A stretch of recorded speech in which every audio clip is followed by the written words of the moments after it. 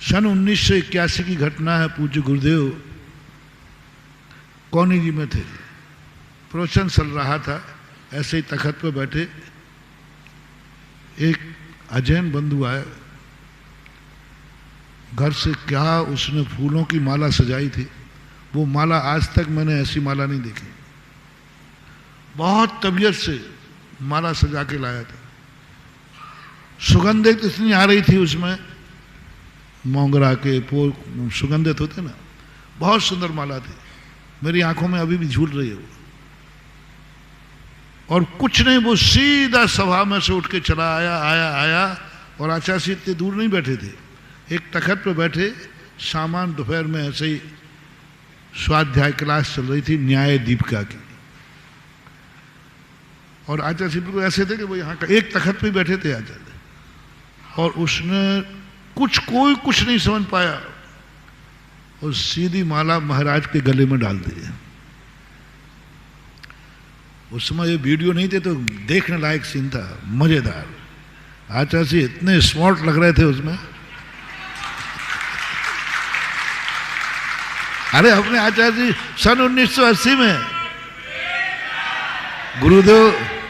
गुरुदेव वैसे ही गोरे चट्टे जाते अच्छे हैं, और जवानी का तो अपन को सबको मालूम।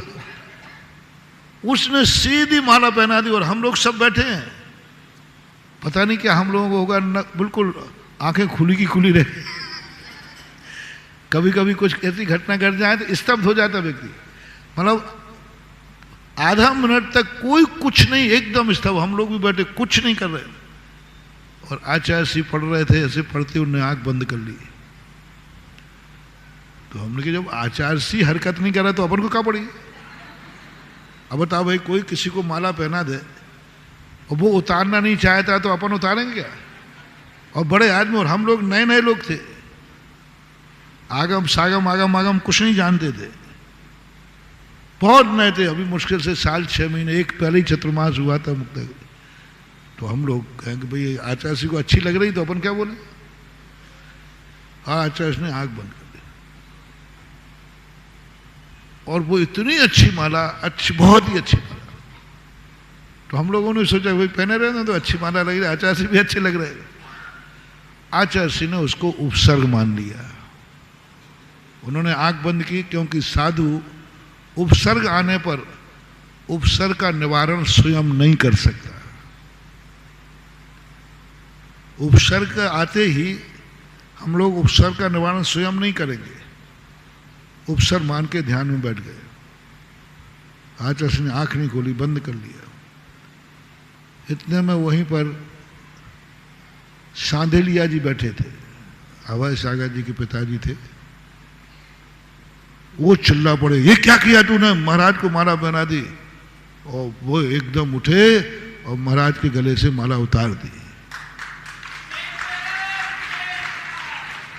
माला उतरते ही आचार्य ने आंख खोल दी, क्लास चालू हो गई, उपसर्ग दूर हो गया। अब उसके बाद लोगों ने जो उसको कहा, तूने महाराज को क्या किया, उपसर्ग कर दिया तूने बहुत।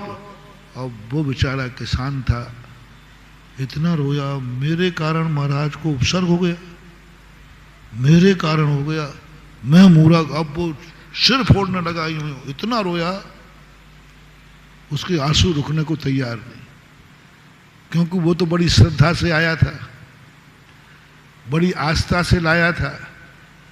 उसको तो यही मालूम था कि साधुओं को मालाएं पहनाई जाती। अब उसकी कहीं गलती नहीं थी और रोने, आंसू रुकने का तैयार नहीं, रुकने का बिल्कुल नाम नहीं ले रहा है, पागल हो जाएगा। आचार्य जी पास पकड़ के लाए लोग, महाराज जी इसको प्रायश्चित दो। बोले इसको काय का प्रायश्चित दूं, इसने तो पुण्य कमाया है, इसने तो मेरा सम्मान किया है, इसकी कोई गलती नहीं है।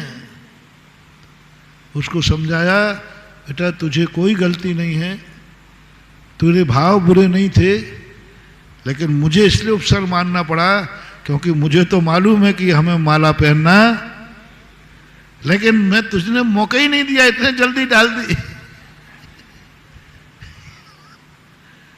अब बोलो उसको अज्ञानी में लोगे कि ज्ञान में? अब वही माला यदि तुम डालो तो